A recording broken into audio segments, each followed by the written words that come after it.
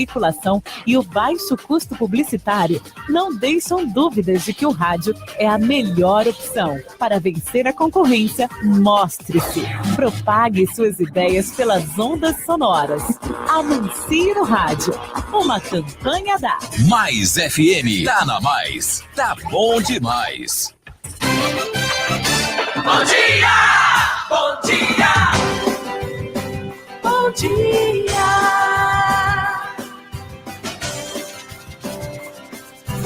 Mais FM! A equipe de jornalismo da Mais FM apresenta Programa Goiás é Notícia. O que acontece no nosso estado, nas nossas cidades, o que está na boca do povo goiano, você acompanha aqui na Rádio Mais FM. No ar, Goiás é Notícia. Edmar Silva.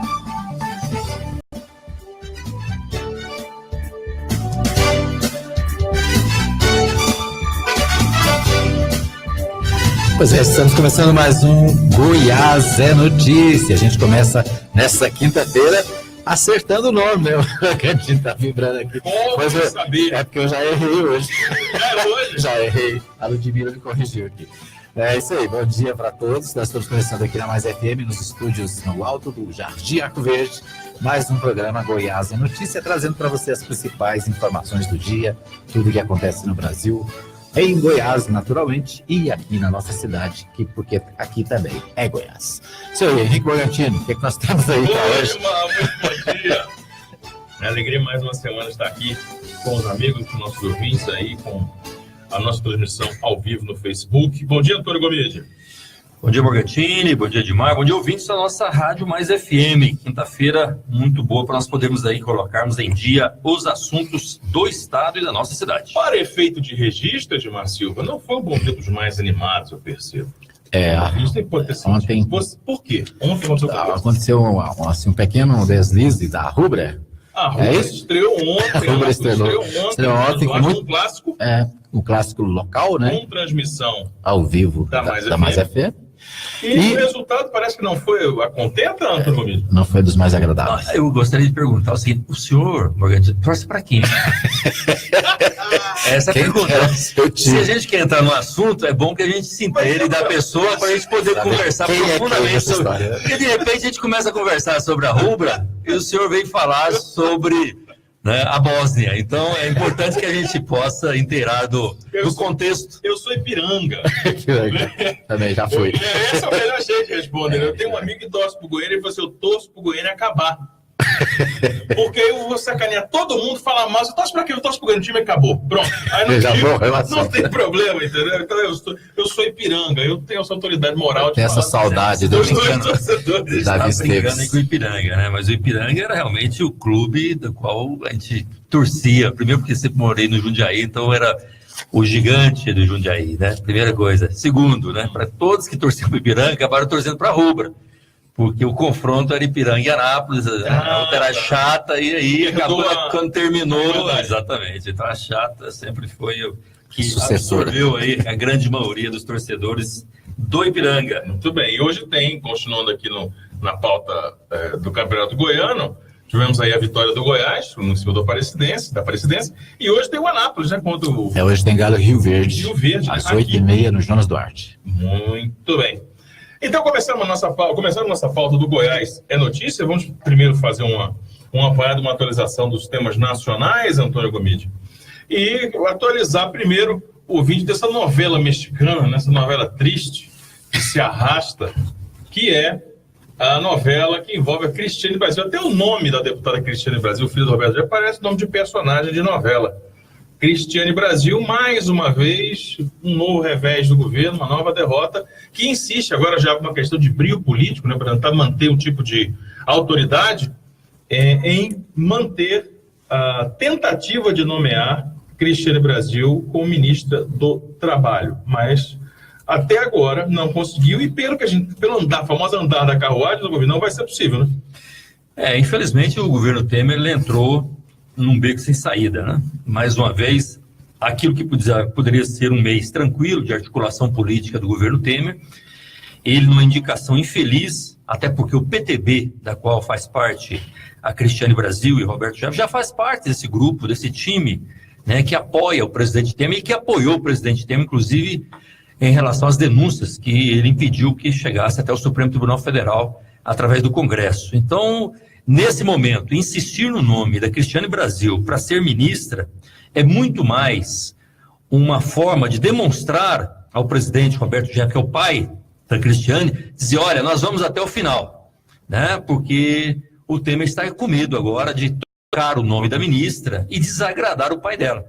Quer dizer, em vez dele pensar na nação, em vez dele pensar na articulação política, em vez dele pensar, inclusive, no que precisa ser feito no país, né? No sentido de poder colocar pessoas responsáveis do ministério, com visão de gestão, com visão técnica e política, óbvio, mas com visão de desenvolvimento, com visão de planejamento, ele está debruçado e, nesse momento, com um grande problema na mão para desenrolar com a justiça, olha só, né? Ele se colocando, se milindrando com, agora vai para o Supremo Tribunal Federal, então ele vai milindrar mais uma vez com o Poder Judiciário em função de uma nomeação de uma ministra que está com problema na justiça. Então, infelizmente, o presidente Temer, nesse mês de janeiro, ele acabou perdendo a oportunidade, no mínimo, de ficar quieto, ou no mínimo de poder, dos amigos, fazer uma boa conversa para poder dar um passo adiante. Ele foi fazer graça, né, foi fazer um presente ao presidente Roberto Jefferson, do PTB, e acabou se dando muito mal. Agora, Antônio Gomide, eu queria a sua ponderação num assunto que, a meu ver, é bastante delicado, porque é difícil de tomar uma posição em relação ao que vem acontecendo. Por um lado, nós temos o episódio do pedido da determinação da Justiça em afastar os 12 vice-presidentes da Caixa Econômica Federal, justamente por serem indicações políticas, por não atender, de repente, as prerrogativas técnicas para o cargo, enfim, serem essencialmente indicações de políticos, grande parte deles envolvidos em problemas com a justiça, envolvidos com a Lava Jato, um deles em especial com envolvimento direto com o ex-deputado Eduardo Cunha, que está preso lá em Curitiba. Aliás, o Ministério Público pediu 386 anos de prisão ao Eduardo Cunha. Isso é o fato, essa é a notícia. Nós temos aí o presidente da Câmara dos Deputados, o deputado Rodrigo Maia, dizendo-se preocupado com o excesso de participação do Poder Judiciário, né, digamos, com uma judicialização do processo político, da estrutura do governo federal. Nós temos esses dois posicionamentos. É interessante perceber, Antônio Gomide, e essa reflexão eu gostaria de ouvir de você, que, por um lado, é necessário, sim, que se tenha um tipo de hombridade nas nomeações, não se coloca qualquer sujeito, ou pelo menos alguém só porque um deputado, um aliado indicou, sem muitas condições de executar aquele trabalho. E por outro, a fala do Rodrigo Maia encontra um respaldo, porque há uma invasão, não sei se esse é o termo, mas uma participação excessiva de servidores judiciários, de juízes, embargadores, num processo que deve ser político, feito a partir de um outro processo, que é o democrático. Como é que é essa relação?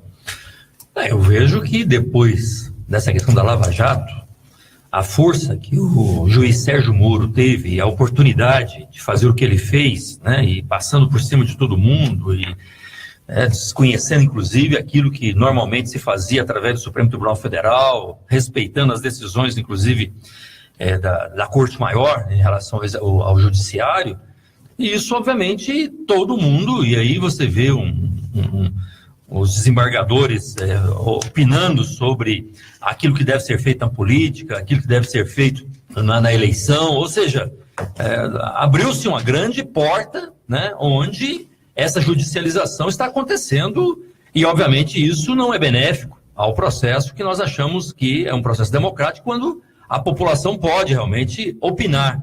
E quando judicializa, você vai levando para um campo que vai estreitando essa participação, vai estreitando a opinião das pessoas. Claro, né? Nesse momento, até a indicação de uma ministra é parte hoje de briga entre o judiciário e o executivo. Por quê? Porque eles estão disputando quem realmente tem espaço e quem pode indicar, ou é competência de qual poder para poder indicar. É essa que é a disputa nesse momento, né? Quer dizer, a indicação de um ministro deveria ser uma indicação política. Se ela tem algum problema na justiça, não precisaria nem ser ministra para que ela pudesse ser condenada ou que pudesse, inclusive, ser inapta a ser uma deputada federal. E isso é determinado pela justiça. Então isso não mistura com a política. Se até o momento, como deputada federal, ela está lá, está trabalhando, só porque foi indicada, qual que é a diferença dela ser um representante do povo no Congresso ou sendo ministra do presidente Temer? Qual que é a diferença? Então isso é a judicialização, é querer, obviamente, impedir uma definição. Eu não quero aqui entrar no mérito do que é realmente o fato em relação a Cristiane e do que ela está pagando à justiça. Entendendo? Aqui não é essa discussão. O que nós estamos aqui é dizer que, nesse momento, existe uma disputa entre o judiciário e o executivo e em função até das denúncias que aconteceram contra o presidente Temer, as denúncias da forma como ele se safou, comprando deputado, fazendo balcão de negócio, tudo isso colocou o próprio presidente Temer numa outra encruzilhada, que é o que? A opinião popular. Ele está enfraquecido? Muito enfraquecido, né? E, obviamente, isso o judiciário aproveita desse momento para poder também colocar as suas cartas na mesa para dizer, já que ele está enfraquecido, vamos ocupar esse espaço. Então, esse é o momento. E é por isso que o Rodrigo Maia, que é presidente da Câmara Federal, está preocupado. Claro, né? Por quê? Porque é ele que é o presidente da Câmara. Quanto mais fraco o poder legislativo, quanto mais interferência que o judiciário faça no legislativo, por exemplo, aquela discussão que houve com relação ao Senado, se o Aécio voltava ou não voltava, se quem definia a volta do Aécio era o Senado ou se era o próprio Supremo Tribunal Federal, quer dizer, tudo isso fez uma disputa, né? Obviamente, esse é um debate que está na pauta. Agora, essa com relação à Caixa, né, a Caixa Econômica, que os próprios procuradores, né, eles pediram o afastamento dos 12 vice-presidentes em dezembro para o Temer. O Temer disse, olha, não dá, né, meu amigo? E, só para lembrar, o Temer em dezembro estava buscando fortalecer e buscando o apoio dos deputados para poder votar a reforma da Previdência. Aí chega os procuradores responsável pela investigação do esquema de corrupção na Caixa e diz, vai precisar afastar os 12 vice-governadores. Aí o que o Temer deve ter pensado? Falei, pô, eu estou aqui tentando juntar o pessoal. Por quê? Porque os vice-presidentes da Caixa Econômica Federal são indicações políticas, são indicações dos partidos políticos. Por exemplo, esses os 4 vice-presidentes que foram afastados, uma é indicação do PR, outra indicação do PRB, outra indicação do PP, Partido Progressista, e outra indicação do PMDB. Esses foram os 4 afastados, mas os 12 são indicações políticas. Agora, nesse momento, o que está acontecendo? Os partidos estão virando para o Temer e dizendo, pois é, você tirou esses 4, você está aí respeitando aí a decisão dos procuradores, e chegou agora em 2018, lá em dezembro você não quis afastar não, mas agora você está querendo afastar e uma definição aí pela orientação dos procuradores. Pois bem, os partidos estão olhando para ele dizendo, pois é, e aí? Como é que nós vamos ficar? Aquela relação nossa, né? Porque a relação que o Temer tem com os partidos é o quê? É de troca. Toma lá da cá. Né? Troca. E agora eles perderam 4. E não só eles perderam, como os outros partidos também têm todas as chances de perder. Por quê? Porque a indicação vai ser o quê? Vai ser como a nova lei da governança das estatais. Ué, mas não era, não? Por que a Caixa até hoje não entrou nesse quadro? Por que não foi enquadrada até hoje? Gomide, nessa linha de pensamento, o resultado mais prático que se tem é um distanciamento ainda maior da conquista desse principal objetivo do governo Temer, que é aprovar a reforma da Previdência, porque uma vez desagradando os partidos, consegue distanciar ainda mais esse apoio, né? E, mais uma vez, vai deixar descontente quem? Os partidos políticos que vão perder força política dentro do governo Temer. Né? O governo Temer vai ter o que para trocar com esses partidos? Né? O que é mais importante, inclusive sendo vice-presidente da Caixa Econômica, que era indicação de um partido?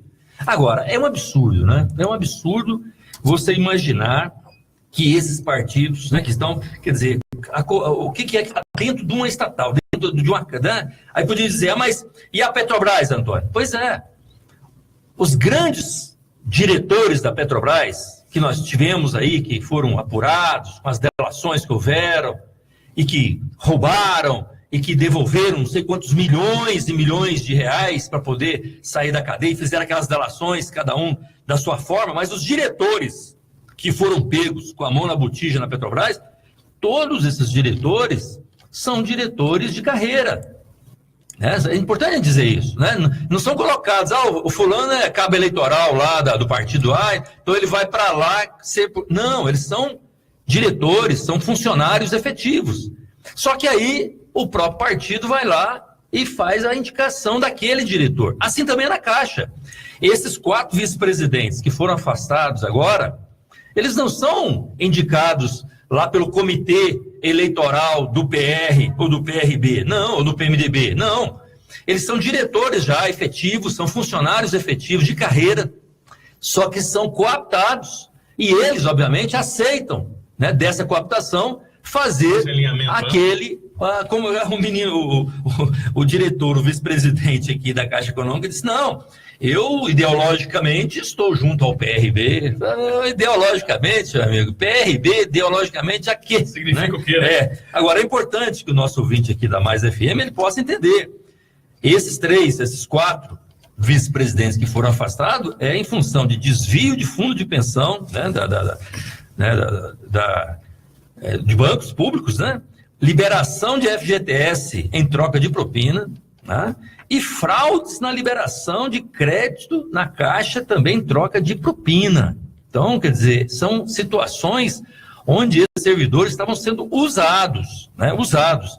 E mais forte ainda, Morgantino, mais forte ainda, quem são as pessoas, os políticos que estavam junto com esses vice-presidentes da Caixa Econômica? Principalmente esses 4 foram afastados porque obviamente ia macular o Temer, ia pegar o Temer com a mão na boca da botija, né, como diríamos.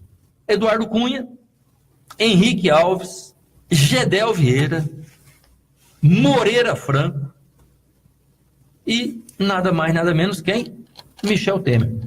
Então é importante a gente entender isso, né? Importante entender isso, porque, né? Aí eu esqueci do Lúcio Funaro, né? Que é aquele rapazinho que desceu com a mala. Esse Lúcio Funaro também está nesse grupo da Caixa Econômica Federal. Você citou 6 nomes, 3 deles estão presos. Henrique Eduardo Alves e Eduardo...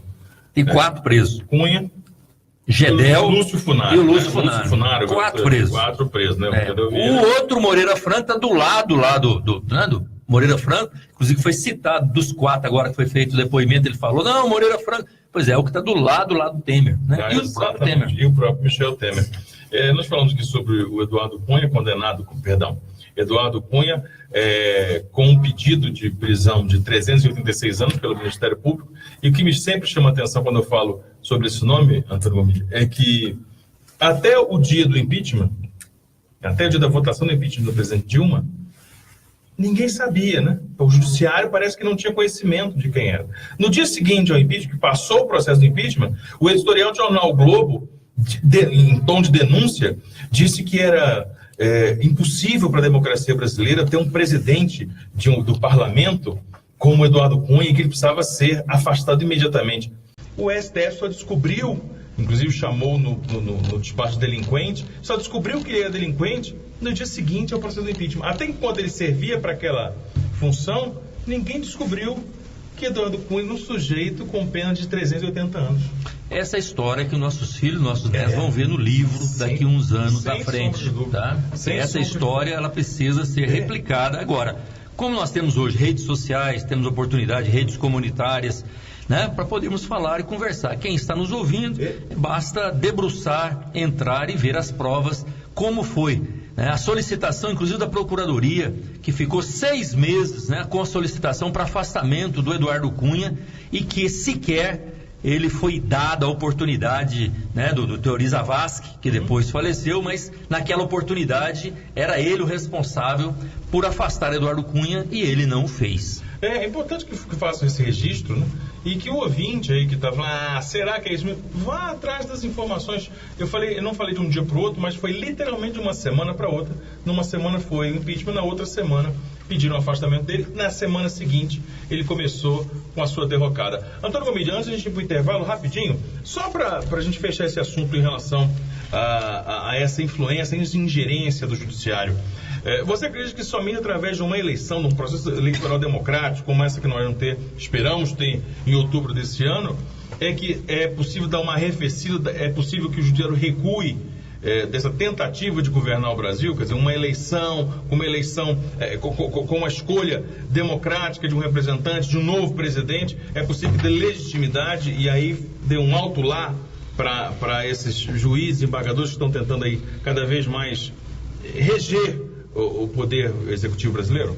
Olha, eu vejo o seguinte, o desempenho que o Lula tem hoje nas pesquisas de opinião, ele demonstra que existe realmente um limite para a manipulação da mídia. Existe. A população, ela não está ligada diretamente a tudo isso que tenta se passar na mídia, tenta se passar numa Rede Globo, ou seja, tem limite. Porque se não tivesse, se a população não tivesse esse senso crítico, não tivesse essa possibilidade de análise, com certeza hoje esse sentimento, principalmente o sentimento de eleição, o sentimento do nome do presidente Lula, seria totalmente outro. Então, mesmo com tudo isso que foi feito, mesmo com toda essa possibilidade de criminalização em relação ao Lula, prender o Lula, tentar colocá-lo ele numa situação para expor ele cada vez mais, sem prova, sem documento, sem mala de dinheiro, sem conta na Suíça, né? Quer dizer, porque não achou nada, né? Não tem prova, né? Enquanto nós temos provas que está contra o Temer, né? Provas contra o Temer, e cada vez mais tem mais aprofundando essa, né? Agora com os vice-presidentes aí, né? Com relação a situações do lado do Porto de Santos, quer dizer, cada vez mais o Temer vai se afundando. Contra Temer há provas, e ele está no Palácio do Planalto. Contra o Aécio tem provas, e ele está lá no Senado. Contra o Lula não tem provas. Então é importante que deixe ele ser candidato, pelo menos para ver a opinião das pessoas em poder pensar o Brasil e respeitar o processo democrático nesse país. Muito bem, vamos para o nosso intervalo, nosso apoio cultural. Não é isso, Edmar? E nós já voltamos para mais Goiás a Notícia. Ok. Estamos de volta com mais informações para você. Goiás é Notícia. Edmar Silva, Antônio Gomide.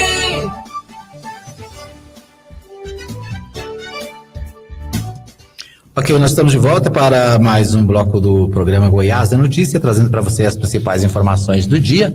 Quero agradecer aqui o pessoal com a gente conectado pela internet também, na nossa página www.fmmais.com.br. Nós tivemos uma pequena falha aí no finalzinho do primeiro bloco, mas a nossa transmissão ao vivo pelo Facebook já está de volta, né? E daqui a pouquinho eu vou registrar aqui o pessoal que está conosco, acompanhando o programa. É com você, Henrique. Muito bem, vamos aos registros aqui, alguns registros importantes sobre acontecimentos notícias de Goiás. A primeira delas, talvez a mais importante em relação ao cenário goiano na política, é Caldas Novas, a cidade que tem um novo prefeito, pelo menos temporariamente, né? O Marinho Câmara, Josimar Soares, que é conhecido como Marinho Câmara, é o novo prefeito de Caldas Novas. Ele que é presidente da Câmara Municipal, depois que Evandro Magal, do PP, e o vice Fernando Rezende foram afastados do cargo após terem cassado o seu mandato de segurança que os mantinha na função, né? Eles foram condenados em abril de 2017 e tiveram a condenação confirmada pelo TJ em novembro do mesmo ano, novembro do ano passado, por abuso de poder de autoridade nos meios de comunicação antes das eleições de 2016. Eu falei Josimar Oliveira, ele é do Solidariedade, é o presidente da Câmara, conhecido lá como Marinho Câmara, e assume provisoriamente a Prefeitura de Caldas Novas. Uma situação dessa deve perdurar, Antônio Gomide? Ouviram uma briga jurídica aí, quem perde, claro, nós sabemos, é a cidade, né? A cidade, né? O prefeito Magal já tinha sido afastado alguns meses atrás, aí por decisão, uma liminar, ele voltou à prefeitura e agora, novamente, decide a justiça para o afastamento dele, ou seja, ele vai entrar com recurso, obviamente, isso, imagina, né? A primeira ação que o presidente da Câmara fez, sendo empossado o prefeito, foi o quê? Trocar os secretários. Ele chegou lá e trocou a moçada, falou, não, eu preciso de gente também confiante. Agora você imagina uma cidade que troca o secretário de 1 mês, 2 meses, aí o outro prefeito, não, mas esse pessoal tá aí, mas a hora que ganhar a liminar lá, derrubar, vai voltar todo mundo, viu? Vocês ficam atentos aí. Enquanto isso, o secretário que foi empossado tá querendo mostrar serviço, aí o orçamento que estava planejado por outra situação não é a dele. Quer dizer, olha só a confusão que pode gerar, né, uma atitude, quer dizer, ou você não tem, né, quer dizer, os graus de recursos aí, nesse sentido de afastamento de um prefeito, quem sai prejudicado é o cidadão, né? Não tenho dúvida que a cidade tem um prejuízo muito grande. E nós já vivenciamos isso aqui em Anápolis, né? Então nós sabemos aí o desgaste, né, o problema que é uma cidade quando se perde um prefeito no meio do seu mandato, tanto na documentação, como na prestação de contas, como na efetivação de novos contratos, até porque as certidões para que se possa fazer convênios federais, estaduais, demanda de uma certa regularidade, até para achar e descobrir onde estão esses documentos. Então, é uma atitude que realmente precisa ser tomada com muita responsabilidade e o município, obviamente, tomar essa decisão e sair para frente, porque vai ficar patinando aí pelo menos uns 6 anos, 7 anos para recuperar de um desgaste tão grande como esse de impeachment de prefeito. Até porque, como você frisou, né, Antônio, há uma possibilidade muito grande, há um leque muito vasto de requerimentos, de recursos por parte do prefeito e vice afastados para retomarem o mandato. Então pode ficar nesse entra e sai da justiça e, como você bem explicou, aí ninguém sabe quem é o secretário que responde por tal pasta, qual que é a prioridade, quando você quer reclamar, você não sabe para quem reclama, quer dizer, a cidade empaca. Antônio Gomide, Nós estamos falando de Caldas Novas, né? Que é uma cidade que atrai, né, milhares e milhares de turistas diariamente. Talvez o maior berço do turismo na cidade de Goiás, claro, né? Não tem do Centro-Oeste, né? Do Centro-Oeste, bem lembrado. E vivendo essa situação aí com o Evandro Magal e agora o Marinho Câmara. Antônio Gomide de Caldas, nós vamos para Catalão, porque Catalão está às voltas com um problema grave desde dezembro, que é a falta de energia elétrica. Né? Para quem sonhava com uma melhoria, uma rapidez nos investimentos e no suporte ao sistema de abastecimento de energia elétrica com a privatização, com a entrada da Enel, não foi o que aconteceu, pelo menos para que em Catalão, isso porque há um mês, quando aconteceu um incêndio na subestação da Companhia Energética de Goiás, a CELG, os moradores vêm sofrendo aí com a inconstância e com as interrupções no fornecimento de energia elétrica. Para você ter ideia, no último domingo, dezenas de bairros da cidade ficaram às escuras no início da noite, ficaram das 6h30 da noite até às 9h40. E com isso, muitos e muitos relatos de equipamentos danificados com a inconstância no fornecimento de energia elétrica. Uma dificuldade, Antônio Gomide, que nós temos visto aí em várias cidades de Goiás. Nós aqui em Anápolis passamos muito por esse problema, e a ideia é de que ia melhorar, ia ficar mais rápido, ainda não chegou. Pode ser que não tenha dado tempo ainda de mudar o padrão de atendimento, Antônio. O grande equívoco que nós tivemos aqui em Goiás, né? Primeiro perdemos a Cachoeira Dourada, depois o governador Marconi Perillo, que tinha prometido que não venderia a CELG, fez um grande leilão e passou a CELG para frente, onde, assim como nessas deliberações que são feitas pelo PSDB de maneira geral, ele fez com que uma multinacional pudesse estar aqui hoje dizendo o seguinte: na mídia vamos vender aquilo que pode ser melhor para Goiás. Eu fico pensando, será que um presidente, será que um governador ou um prefeito, ele é proprietário de um bem público?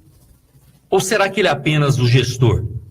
Porque o cidadão, ele ganha uma eleição para poder gerir os bens que tem no Estado. Aí, de repente, ele entra no mandato, ele acha que ele é dono daquela empresa, porque a empresa é estatal e ele está então ele tem competência para pegar e falar: não, eu vou vender isso aqui que eu preciso do dinheiro para poder resolver os meus problemas aqui da minha gestão. Foi isso que aconteceu em Goiás com a CELG. Ela é deficitária. Quem disse que é deficitária? Você perguntou isso para o povo? Quem adquiriu essa empresa? O Estado, para ter essa empresa como ela está hoje, esse é um bem público. No mínimo, deveria ser perguntado para quem? Para quem criou a empresa, ou quem pagou a empresa, porque é um bem público. Então, nesse processo de privatização, o governo não vende o que é dele. Morgantini. O governo não vende o que é dele. O governo vende o que pertence a todos nós. E sem nos consultar. Né? E isso que aconteceu com a CELG. E hoje os municípios, assim, Anápolis, pagam um preço muito grande, principalmente quem está no DAIA. As empresas que vieram para cá, o que nós perdemos em relação às famosas redistribuições, ampliações e melhorias na parte do complexo energético foi muito grande, porque a empresa pedia para aumentar lá na CELG a sua capacidade para poder ampliar a sua empresa, a empresa CELG negava para o DAIA. Ou seja, aquilo que poderia estar gerando mais economia, aquilo que poderia estar gerando mais emprego, aquilo que poderia estar gerando, inclusive, mais impostos para o benefício e receita para o município, a própria CELG impossibilitava da empresa ampliar, porque não tinha a capacidade energética e ela dizia, olha, se você está lá, nós não podemos liberar energia. Né? As redes de transmissão que a CELG teve nesses últimos 20 anos do governo Marconi Perillo foram pequeníssimas, a ponto de chegar no final do mandato do governador Marconi Perillo e vender a CELG para apurar o dinheiro e inventar um programa Goiás na frente para poder dizer que vai ajudar os municípios. Ora, ajudar a Anápolis era fazer com que a CELG funcionasse, porque isso estaria gerando emprego, gerando renda, gerando divisas e receita para o município. Então, essa ideia da privatização, ela é uma invenção, né, e uma fórmula que o governador e o governo do PSDB têm, e aqui em Goiás eles usaram muito disso, para poder enfraquecer o Estado e ainda reclamar agora, ó, a empresa, não é mais a gente que está na mão, mas vai lá e reclama para a empresa, porque a empresa às vezes resolve para vocês. Eu te pergunto, um bem essencial como a energia elétrica, qual é a discussão que um cidadão, que um empresário pode fazer com a empresa italiana como está instalada nesse momento?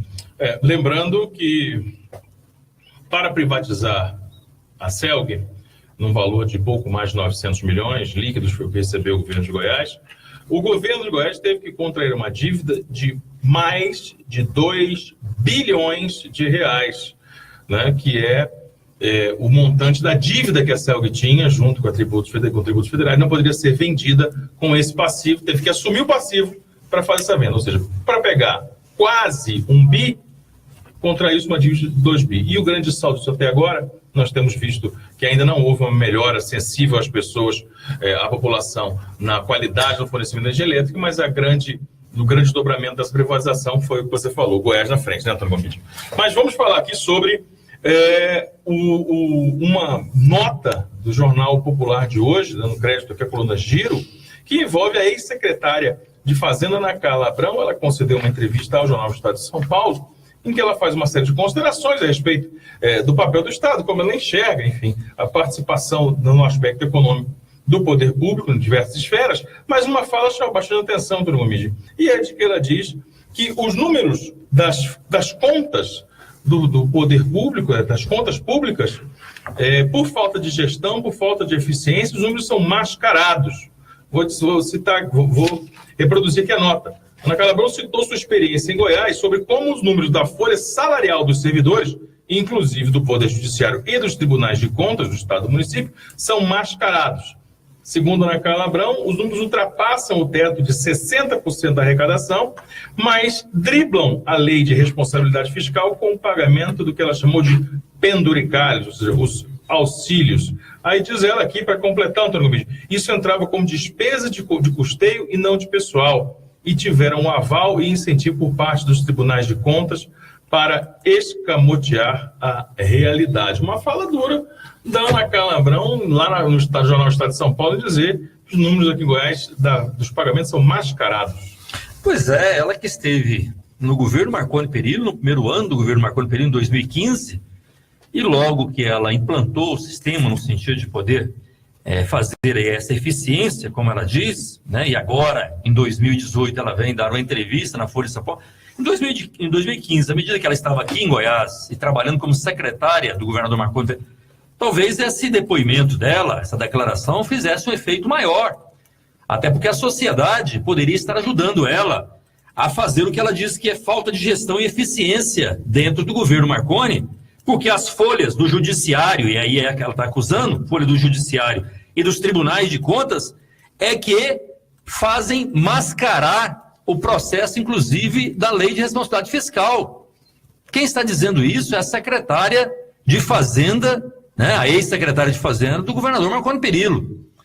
Se ela tivesse trabalhado de janeiro e chegasse em dezembro de 2015 e fizesse esse pronunciamento, talvez ela teria ajudado o próprio governador ou até a própria justiça em dizer, olha, tem pessoas aqui sérias, tem pessoas aqui que querem apurar essa denúncia que a senhora está fazendo, porque essa denúncia é muito séria.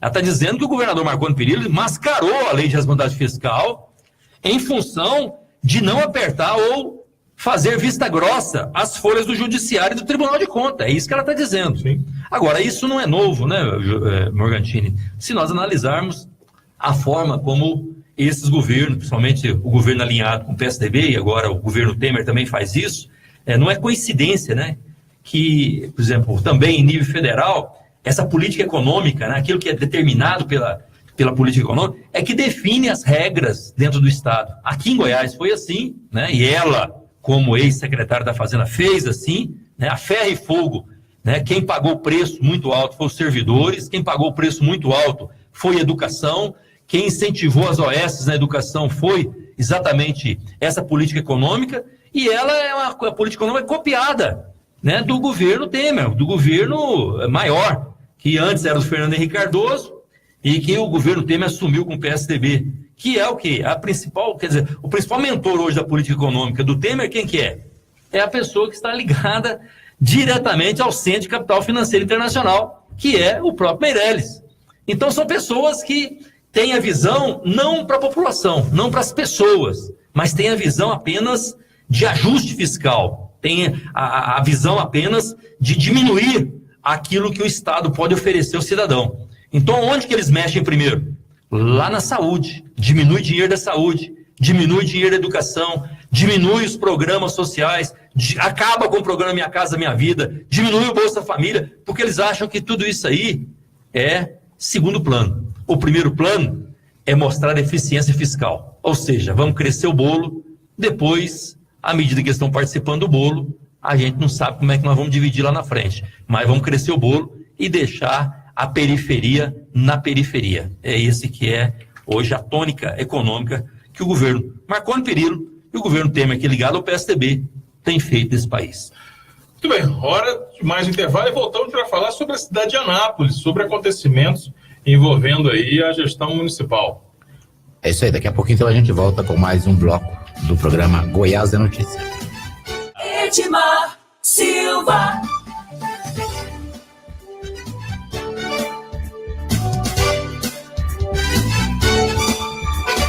Nós estamos de volta para mais um bloco do programa Goiás é Notícia. E eu quero agradecer o pessoal aqui que mesmo com as nossas dificuldades técnicas de hoje, continuou com a gente aqui no Facebook. Quem está com a gente é a Laís Carvalho, diz bom dia, boa quinta-feira a todos. O Alfredo Landim também aqui faz um comentário sobre o governo Marconi, sobre Goiás. O Carlinhos Maracanã também com a gente, a Ludmila Rodrigues, a Lorena Muturil, o Paulo Roberto Belém, né, nosso companheiro jornalista da jornal A Voz de Anápolis. E também, deixa eu ver aqui, tem mais gente aqui, meu negócio aqui deu tilt. O José Justino Filho, também acompanhando a gente, e o Mosley Alencar, acaba de entrar também na nossa sala aqui de debates. E é isso aí, nós agradecemos a todos que participam, que compartilham, que curtem, né, e que repercutem durante todo o dia o nosso programa, porque muita gente, às vezes, entra no Facebook e vê o programa lá em outros horários e até reclamam da gente que a gente não mencionou eles, né? Boa. Isso é muito bom, isso significa que a gente fica 24 horas por dia aí trazendo assim informações para o pessoal. Importante. E falando aqui da cidade de Anápolis, Edmar Silva e Antônio Gomide, dois assuntos chamam a atenção. Bom, o primeiro deles é um desdobramento que aconteceu bem longe daqui, lá no entorno de Brasília, que foi o evento político que reuniu o governador Marconi Perillo, o governador do DF, Rodrigo Hollenberg, reuniu também o ministro das Cidades, Alexandre Baldi, num evento de uma vistoria de uma obra, né, no monitoramento de um sistema Corumbá 4, que vai garantir abastecimento de água para milhões de pessoas, tanto nas cidades goianas quanto também do outro lado de lá, na cidade do Distrito Federal. Bom, o que isso tem a ver com a Anápolis? Tem a ver que Esse investimento, essa obra tem os recursos do Ministério das Cidades, na ordem de 400 milhões, e isso foi anunciado no final do ano passado. Morgantinho, o que isso tem a ver com Anápolis? Tem a ver que parte desses 400 milhões, mais precisamente pouco mais de 114 milhões de reais, são destinados ao investimento no sistema de abastecimento de água e rede de esgoto na cidade de Anápolis, através da Saneago. Qual que é o problema contido nisso? O problema é que, novamente, no evento lá de Valparaíso, lembrou-se do investimento daqui de Anápolis. Isso porque é uma condicional para esse investimento, uma condicional imposta pela Saneago, empresa responsável pelo saneamento e abastecimento de água na cidade. Qual que é a condição?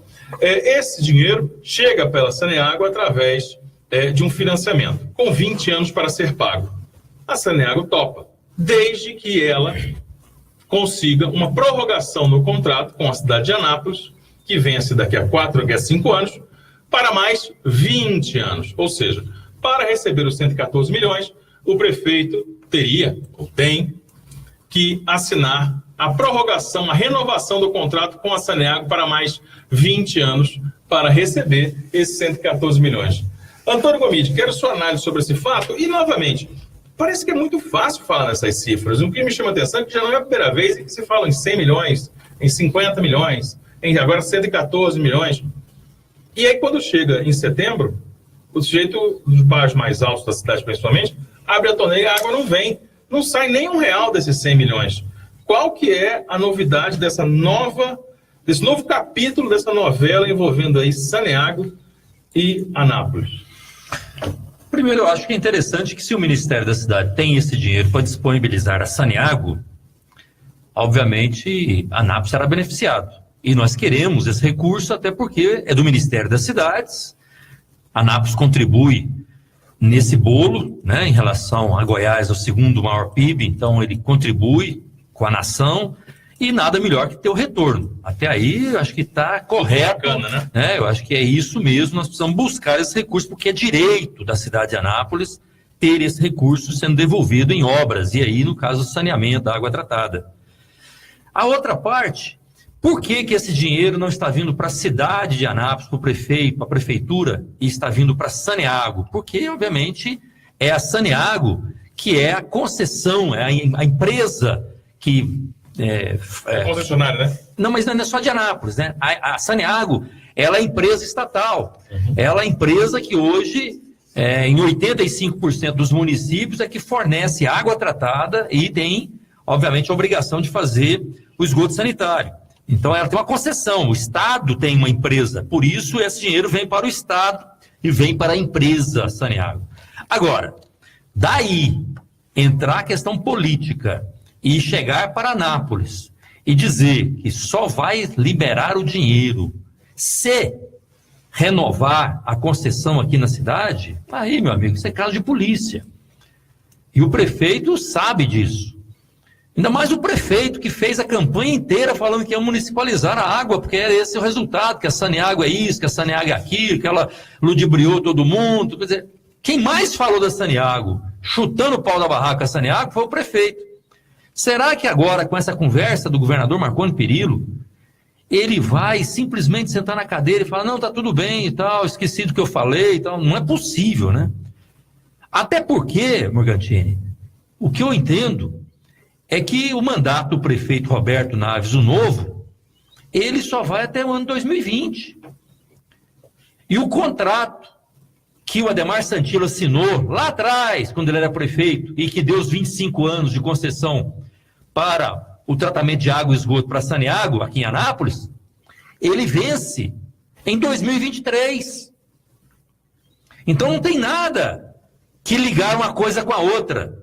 Esse dinheiro que está vindo do Ministério das Cidades nesse momento não é nada mais, nada menos que obrigação da Saneago em investir na cidade de Anápolis, porque ela está em dívida com a cidade nesses últimos 40 anos. Porque não existe uma empresa que possa estar dentro da cidade, onde o município deu a concessão a ele, e ele não dá conta de fazer o que está no contrato. Porque qual que é a primeira cláusula que tem da concessão que Anápolis, o município de Anápolis, deu a Saneago? De colocar a água tratada nos 365 dias do ano, em toda a cidade. Tem mais de 40 anos que essa concessão está com a Saneago.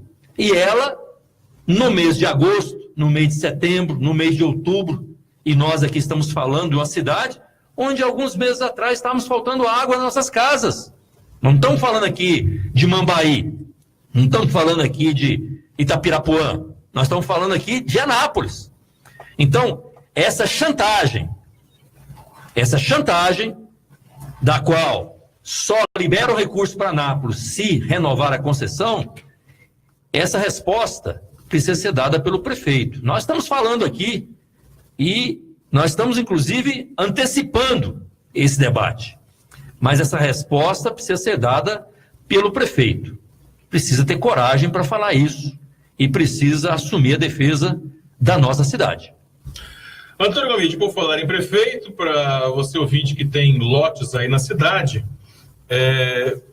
uma recomendação, dê uma olhada no Diário Oficial da cidade de Anápolis, Diário Oficial do município. De ontem, Edmar Silva. Isso, de ontem, dia 17. De 17, porque o seu nome pode ser um dos mais de 2.600 que estão lá, os proprietários de lotes que tiveram os lotes, que receberam algum tipo de serviço de limpeza da prefeitura e, claro, agora estão sendo devidamente cobrados. Antônio Gomide, esta prática parece que o prefeito tomou gosto, a de limpar o lote alheio, o lote particular. E agora você, nosso ouvinte aqui na Rádio Mais FM, você precisa acompanhar o Diário Oficial, porque a qualquer momento, por um motivo ou outro, que se você foi ou não notificado, que saiba ou não, é importante porque está saindo muitos nomes. Nesse mês de janeiro, só dessa questão da limpeza e roçagem de lotes, já saíram mais de 8.500 nomes no Diário Oficial, imputando débito em relação à limpeza e roçagem de lotes que foram feitos no ano de 2017, lotes particulares. Aí uma pessoa podia dizer, Antônio, então isso é muito bom, porque está limpando a cidade. Pois é. Se você for agora à Praça do Ancião, que é a entrada do prefeito, a porta de entrada do gabinete do prefeito, está lá a praça cheia de mato. Se você subir a Avenida Goiaça, que é asfaltada, entre a Avenida Contorno e a Coronel Batista, no meio, naquele canteiro do meio, nas duas vias, daquelas faixas, aonde separa as duas faixas da subida e descida, ali no meio, você vai ver capim. Se você for ao bairro, estou aqui no Jardim Arco Verde, e buscar as áreas públicas onde deveriam estarmos construindo creches, escola e postos de saúde, que são áreas da Prefeitura de Anápolis, essas áreas estão imundas. Essas áreas estão atrapalhando os moradores. Se você for ao Copacabana, onde lá no orçamento, desde 2016, está colocado para construir uma escola que será chamada Cecília Meirelles, a área pública está imunda. Eu pergunto, que vontade é essa que o prefeito tem de colocar máquina para limpar a área pública e aí vai lá para a ponta da ponta onde não tem casa, faz lá como se estivesse fazendo lá um grande arrastão, limpa tudo e lança o nome desse cidadão para entrar na dívida ativa, para endividar o cidadão anapolino. Que vontade é essa? Que prazer é esse, secretário da Fazenda? Que prazer é esse de colocar o nome das pessoas e botar o nome dessas pessoas na dívida ativa? É essa administração do Novo, respaldado, obviamente, pelo prefeito. Claro, o secretário não faria isso se não tivesse a conivência e a orientação do prefeito Roberto Novo. Então, infelizmente, essa vem sendo a política de terrorismo, a política fiscal, onde ao invés de dialogar com a sociedade, ao invés de dar o exemplo, e nas áreas públicas primeiro, limpe as áreas públicas, já que tem um maquinário, faça isso, limpe as áreas públicas e depois, dando exemplo, faça aquilo que determina a lei. Muito bem, Antônio Gomide, antes de nós encerrarmos aqui, eu tenho um assunto que eu queria o seu posicionamento, porque é um assunto que essa próxima semana vai tomar conta do noticiário, sem sombra de dúvida, que é o julgamento do ex-presidente Lula pelo TRF4, o julgamento em segunda instância em relação ao processo do edifício lá do prédio, do apartamento triplex. E antes de convocar você para uma análise rápida aqui para a gente, eu costumo dizer uma história, quando atribui-se aí o triplex ao Lula. E porque tem muitas provas, essas provas nunca aparecem, mas tem um assunto que eu falo muito, que eu brinco com as pessoas. Eu faço o seguinte exercício mental. Com essas provas, né, que atribuem ao Lula, o apartamento não está no nome dele, ele nunca morou lá, etc. e tal. Se eu escolher um apartamento normal aqui em Anápolis, e fizer o processo contrário, usar as mesmas provas para dizer que o apartamento é meu, será que algum juiz, não de Anápolis, não de Goiás, do Brasil, vai me dar a posse desse apartamento? Pô, meu querido, o apartamento não está no seu nome, você nunca morou dele, não teve relação, você não tem um comprovante que você pagou nada dele, que você recebeu nada, não tem uma assinatura. Como é que o apartamento é seu? Será que se eu quiser comprar um apartamento com as provas que tem do Lula, dizendo que o apartamento é dele, eu consigo?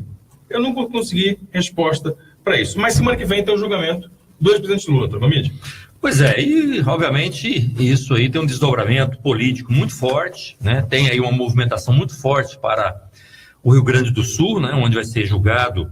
E obviamente eu não tenho dúvida que haverá uma confirmação daquilo que o Sérgio Moro já determinou na sentença contra o Lula no triplex, que foi uma decisão obviamente política, né? Não tem nada, né, daquilo que poderia estar provando, né, provas, né, onde dissesse, olha, achei aqui o dinheiro, ou contas aqui na Suíça, ou a mala de dinheiro, ou a gravação, ou o cidadão pegou o Lula gravando ali lá no porão, lá, né, naquele no escurinho lá do lado do Temer. Quer dizer, essa conversa ela não existe quando se fala no presidente Lula. E tem uma coisa interessante. E tem um ditado que diz assim, decisão judicial não se discute, se cumpre. Você já viu isso? Sim, é verdade. Não é isso? Muito isso. Pois é. Interessante que uma juíza, né, de execução penal, uma juíza aqui do Distrito Federal, ela penhorou esse triplex 164, que é o triplex que eles falam que é do Lula, ela penhorou esse triplex 164. Sabe por quê, Morgantini? Dívida? Dívida. De quem? Do Lula? Pois é. Ora, se o triplex é do Lula... Tem que ser dívida dele. A dívida tinha que ser o quê? Dele. Claro! Ela penhorou esse apartamento com relação à dívida da OAS. Da dona do apartamento. Da dona do apartamento. Ou seja, a OAS é dona do triplex. Agora! Isso agora! Né? Semana passada. Mas é do então, Lula. se ela penhorou esse triplex, dizendo que está penhorando para pagar uma dívida que a OAS tem com o credor, quer dizer, como que o Lula está sendo sentenciado nesse momento, está sendo condenado nesse momento, que o Sérgio Moro diz que o triplex é do Lula? Se a própria juíza aqui está dizendo que penhorou bem em garantia para que a OAS, que deve ao cidadão, aquele apartamento, aquele triplex seja pago. Ou seja, veja você a contradição e o que realmente vai virar esse juiz Sérgio Moro na história para os nossos filhos, nossos netos, quando nós formos contar. Porque é um absurdo, né? Aquilo que um cidadão nunca teve a chave, nunca dormiu no apartamento, nunca teve a posse dele, ninguém nunca viu ele morando lá, ele nunca pegou essa chave, ele nunca esse negócio aqui, ele nunca usou, nunca colocou o nome, nunca teve nada no nome dele no cartório. E agora a juíza vem e diz, olha, esse triplex vai ser penhorado porque a OAS está devendo fulano de tal. E esse fulano de tal, ele precisa, para não ficar lesado, nós vamos botar o triplex. Se o triplex, e a própria juíza está falando que é da OAS, o que o juiz Sérgio Moro tem como prova, né, cabal, né, legal, fatos, né? Agora o Temer não. Está lá, Palácio do Planalto, o Aécio está lá no Senado, Serra. E nós, o Serra, né?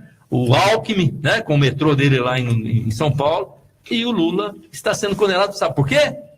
Para que ele não seja candidato. Não é para ele não ganhar as eleições, não.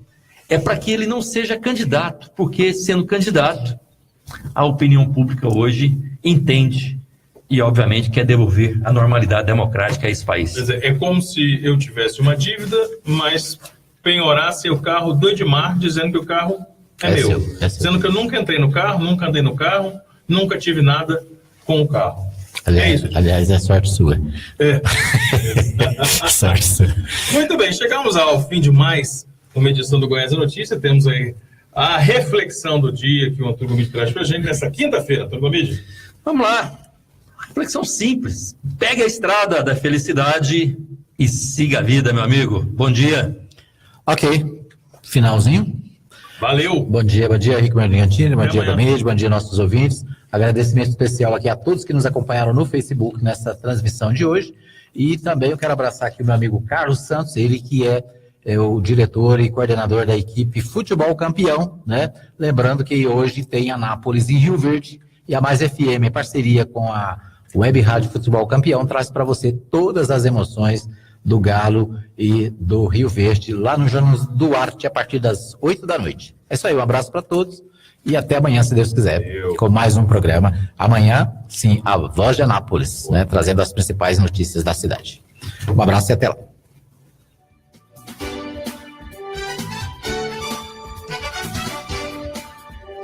Você ouviu o programa Goiás é Notícia. Agradecemos a sua participação. Voltaremos na próxima semana, neste mesmo horário.